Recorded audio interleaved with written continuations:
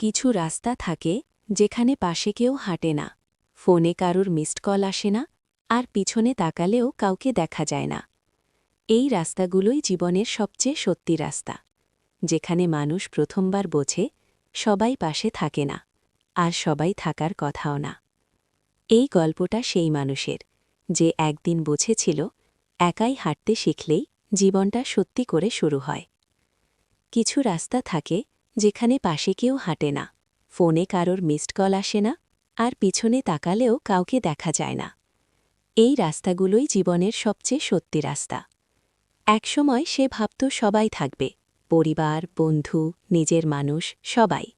কিন্তু সময়ের সাথে সাথে সে দেখল, যখন প্রয়োজন ফুরিয়ে যায়, মানুষও ধীরে ধীরে দূরে সরে যায়।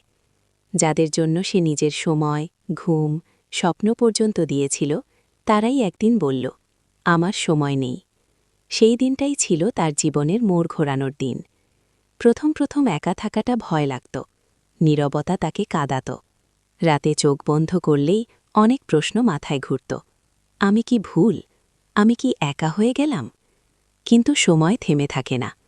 ধীরে ধীরে সে শিখল নিজের সাথে কথা বলতে, নিজের ব্যথা নিজেই সামলাতে, আর সবচেয়ে বড় কথা, নিজেকে ভালোবাসতে।